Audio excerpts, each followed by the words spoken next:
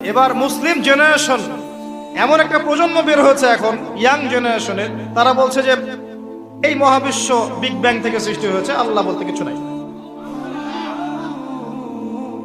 আপনি বোঝেন কি কারণে প্রতি হাজারে 999 পিপল জাহান্নামে কেন যাবে? কারণটা কি? শিরক। আর এই শিরকটা হচ্ছে আপনার চিন্তায়, আপনার কথায় এবং আপনার কাজে। চিন্তার মধ্যে শিরক, যেমন একজন ব্যক্তি চিন্তা করে আকীদা যে আল্লাহ ছাড়া অমুকও সন্তান দিতে পারে, এরকম আকীদা নাই মুসলিমদের? আছে। কুল্লু দুআ মাহজুব মাওকুফুন বাইনাস সামাই ওয়াল আরদ। আমরা যা দোয়া করি সব আকাশ জমিনের মাঝখানে পেন্ডিং হয়ে থাকে। মা লাম ইউসাল্লা আলাইহি, আল্লাহর হাবিব বললেন যতক্ষণ না আমার উপর দুরূদ শরীফ পড়া হয়। আওয়াজ করে সবাই পড়েন সাল্লাল্লাহু আলাইহি ওয়াসাল্লাম। আল্লাহর হাবিব সাল্লাল্লাহু আলাইহি সাল্লামের উপর দুরূদ না পড়লে ওই দোয়া কঠিন কালে আল্লাহ কবুল করেন। আকাশ জমিনের মাঝখানে পেন্ডিং। মেসেজ করেছেন আপনার বন্ধুকে, আপনার মোবাইলে টাকা নাই, মেসেজটা কি হয়ে থাকে?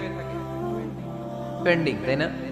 যখনই টাকা ঢোকাবেন সাথে সাথে সেন্ড, আপনার সব দোয়া পেন্ডিং হয়ে আছে আকাশ। আজকে দুরূদ করে দিবেন, সব সেন্ড।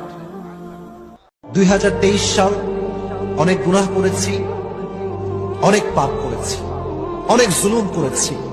আল্লাহ তুমি 23 সাল যত গুনাহ আমার আছে সব মাফ করে দাও, এবং 2024 সাল আমি যেন পরিপূর্ণ তোমার গোলাম হতে পারি, তোমার রাস্তায় চলতে পারি, গুনাহ থেকে বাঁচতে পারি, নিজের পুরো জীবনটা যেন তোমার জন্য উৎসর্গ করতে পারি।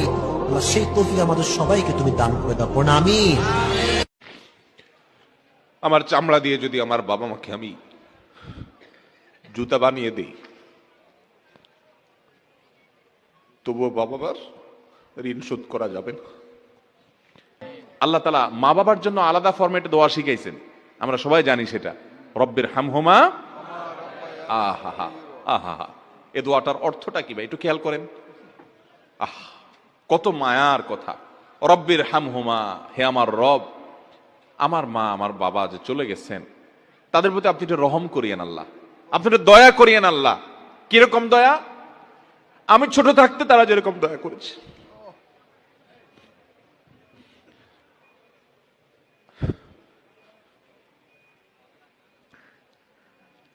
আমাদের বাবা মা বাচ্চাদের প্রতি কতটা মায়া করেন।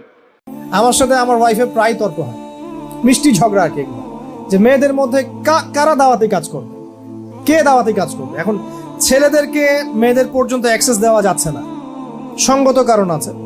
আবার আমরা মেয়েদেরকে মসজিদেও আনছি না, বিকজ মেয়েরা সারা দুনিয়া ঘুরলে ফিতনা হবে না, কিন্তু মসজিদে আসলে ফিতনা হবে, যেহেতু এই কারণে মেয়েদেরকে আমরা মসজিদেও আনতে পারছি না। মেয়েরা ওয়াজ মাহফিলে যাচ্ছে হয়তো একটা প্যান্ডেলে, ওখানে গিয়ে ঝালমুড়ি খাচ্ছে, কি শিখছে আল্লাহ ভালো জানে। ওখানে বসে সারা দুনিয়ার বাড়ির কথাবার্তা হচ্ছে, তাই না? কাপড় কেমন, রান্না কি করলেন, ইত্যাদি ইত্যাদি, কার কত গয়নাগাটি আছে, এগুলো ডিসকাশন হচ্ছে। কতটুকু শিখছে আল্লাহ ভালো জানে। আল্লাহ বলেন আনফিক ইবনা আদম উনফিক আলাইক, এই বনি আদম দাও, দিলে আমিও দেব। অনেকে আমরা ধরে রাখি দেখে নতুন কিছু আসে না। আপনার হাতে 5 কেজির একটা বস্তা, তো এটা ধরে রাখলে আরেকটা নিতে পারবেন? এটা ফালাই দিলে না 10 কেজি ধরতে পারবেন? কথা কয় না? 5 কেজির এটা দিয়ে দেন, 20 কেজি আসবে। 20 কেজির ওইটা দিয়ে দেন, 40 কেজি আসবে। আর 5 কেজি ধরে রাখলে নতুন কিছু আসবে। আনফিক ইবনা আদম উনফিক আলাইক, হে বনি আদম দান করো, তুমি দিলে আমি তোমারে দিব। সুবহানাল্লাহ পড়েন।